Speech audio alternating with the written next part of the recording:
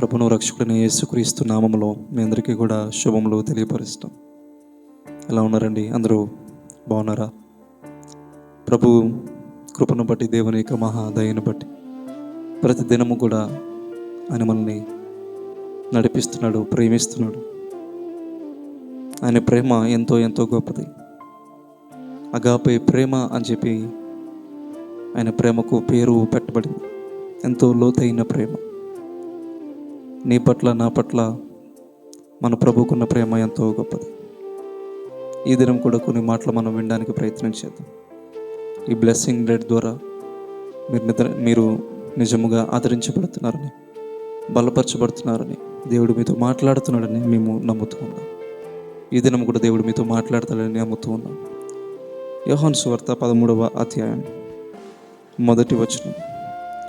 తాను ఈ లోకము నుండి తండ్రి యొద్దకు వెళ్ళవలసిన గడియ వచ్చునని యేసు పస్కా పండుగకు ముందే ఎరిగిన వాడై లోకములో ఉన్న తన వారిని ప్రేమించి వారిని అంతము వరకు ప్రేమించెను.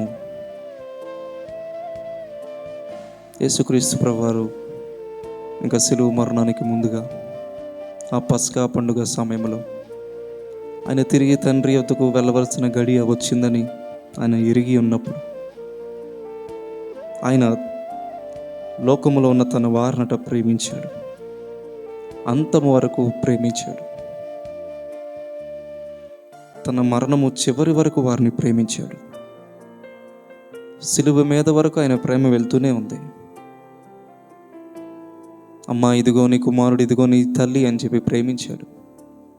తండ్రి, వీరేమి చేస్తున్నారు, వీరు ఎరుగురు కనుక వీరిని క్షమించనని ప్రేమించాడు. నేడు నీవు నాతో కూడా పరదేశంలో ఉందవని ప్రేమించాడు. చివరికి శిలువ బలియాగాన్ని సమాప్తం చేసి తన ప్రేమ యాగాన్ని ఆయన ముగించాడు. ఆయన జన్మించినప్పటి నుండి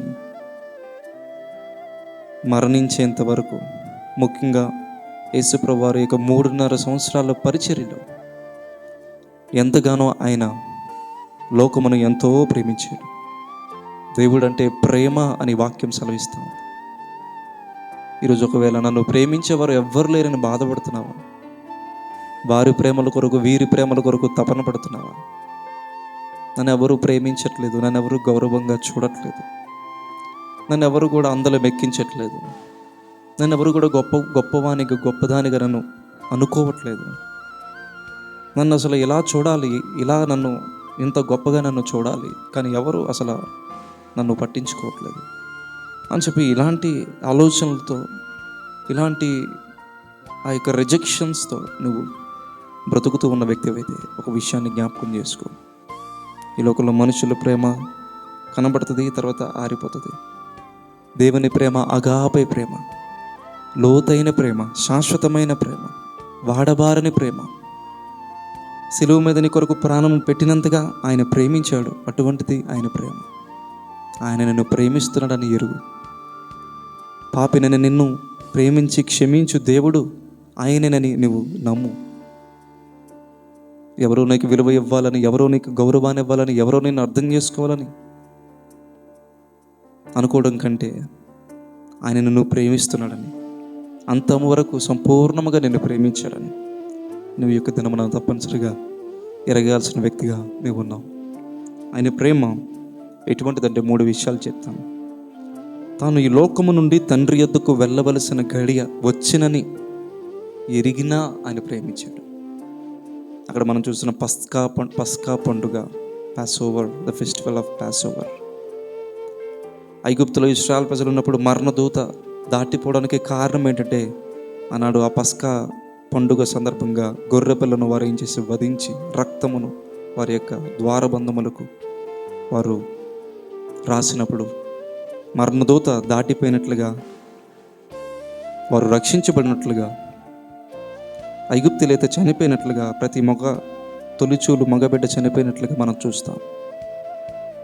ఈ పస్కా పండుగ ఈనాడు ఆ యొక్క యేసుక్రీస్తు ప్రభువారు ఈ పస్కా పండుగ ఈ 13వ అధ్యాయంలో మనం చూసినప్పుడు, ప్యారలల్గా మనం చూసినప్పుడు, ఒక పక్కన పస్కా పండుగ జరుగుతుంది, మరో ప్రక్కన పస్కా బలి పశువుగా యేసుక్రీస్తు ప్రభువారు వధించబడుతున్నారు. అంటే తను బలియాగం అవుతున్నాడు, తను చనిపోబోతున్నాడు, తను మరణం అవబోతున్నాడు. ఎంతో టార్చర్, ఎంతో మరణము, ఎంతో శ్రమ, ఎంతో వేదన, స్పిరిచువల్గా, ఫిజికల్గా, మెంటల్గా ఆయన పాస్ అవ్వాలి, త్రూ అవ్వాలి, వాటి గుండా వెళ్ళాలి. తన గడియ వచ్చినప్పటికీ ఆయన ప్రేమిస్తున్నాడు. Though is hour had come still is loving. ఆయన గడియ వచ్చినప్పటికీ ఆయన ప్రేమిస్తున్నాడు లోకాన్ని. ఆయనకి బాగా తెలుసు ఆ గడిలో ఏం జరుగుతుందో బాగా తెలుసు ఆయనకి. ఇస్కరియోతు యోధా తనని అప్పగిస్తాడని తెలుసు. ఈ knew that Peter would deny him. పేతురు వంటి ఒక బలమైన శిష్యుడు ఆయన్ని కాదంటాడని తృణీకరిస్తాడని తెలుసు. ఆయన శిష్యులందరూ ఆయన విడిచిపెట్టి ఒంటరివానిగా చేసి వెళ్ళిపోతారని తెలుసు. అయినప్పటికీ ఆయన వారిని ప్రేమించాడు. అదేవిధంగా నిన్ను నన్ను కూడా ప్రేమించాడు. తన వారిని అంటే కేవలం వారిని మాత్రమే కాదు, మనల్ని కూడా ప్రేమించాడు. తన గడియ వచ్చినప్పటికీ ప్రేమించాడు. నిజమే, ఈరోజు మోసం చేసే వ్యక్తినైనా దేవుడు ప్రేమిస్తున్నాడు. ఆయన ఎవరో తెలియనట్లుగా జీవించే వ్యక్తులైనా దేవుడు ప్రేమిస్తున్నాడు. దేవుణ్ణి విడిచిపెట్టిన వారిని సైతం దేవుడు 2 చేతులు చాచి, నా ప్రియ బిడ్డ, నా ప్రియ కుమారుడా, కుమార్తె, తిరిగి రా అని చెప్పి మరణమంత బలమైన ప్రేమతో ఆయన ప్రేమిస్తున్నాడు. ఎంతో అవమానం ఎదురవుతుందని, ఎంతో టార్చర్ తనకి ఎదురుగా ఉందని, తనకి ముందు ఉందని, మరణమే తన ఎదురుగా వచ్చి కూర్చుందని తనకు తెలుసు. అయినప్పటికీ వారిని ప్రేమించకుండా ఉండలేకపోయాడు.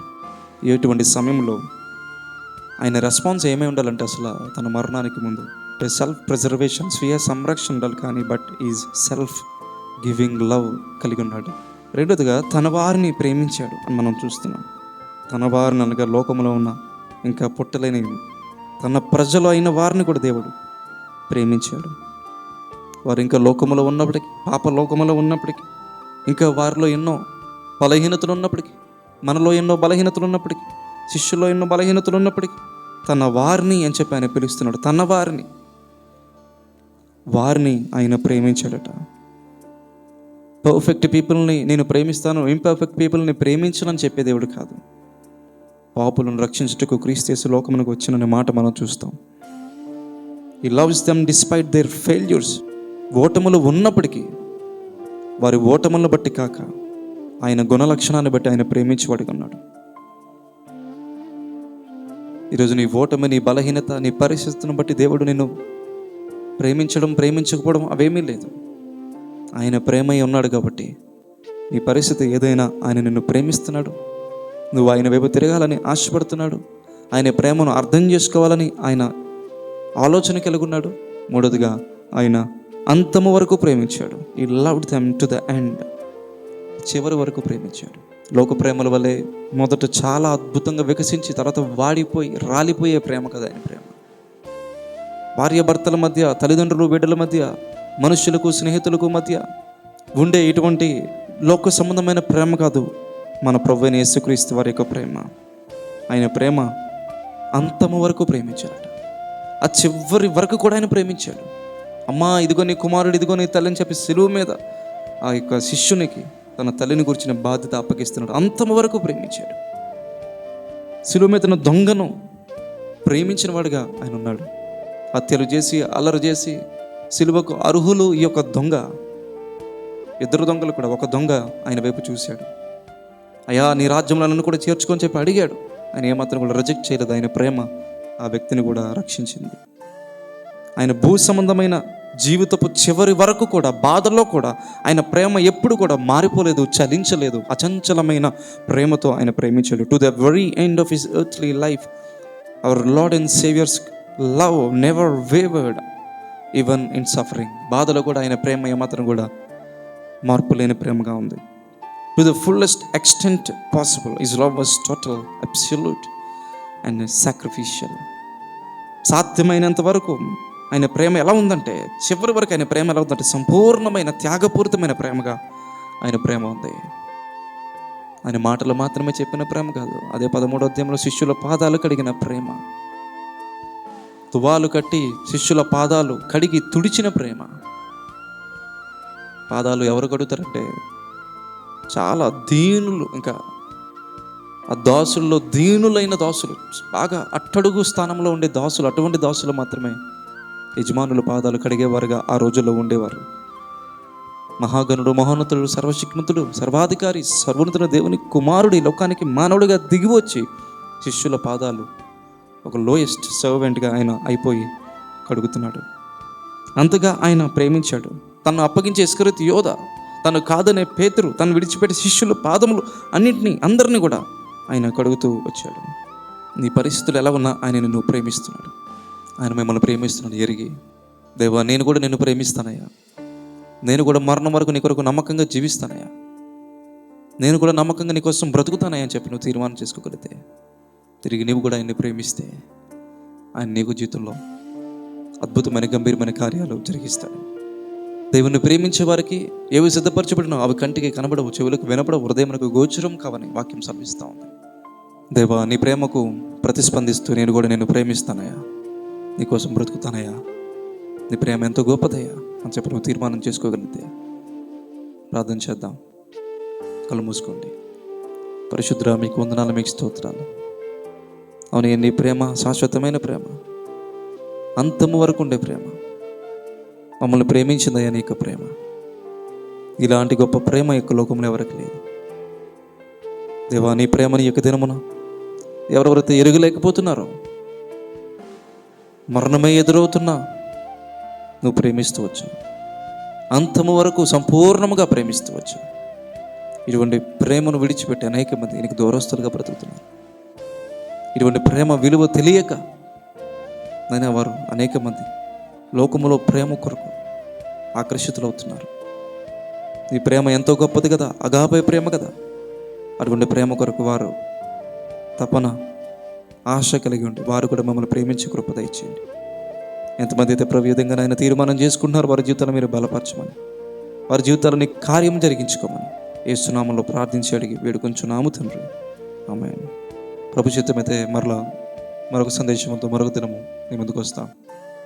అంతవరకు ప్రభు యొక్క కృప మీకు తోడైనను గాక. Thank you. Praise lord.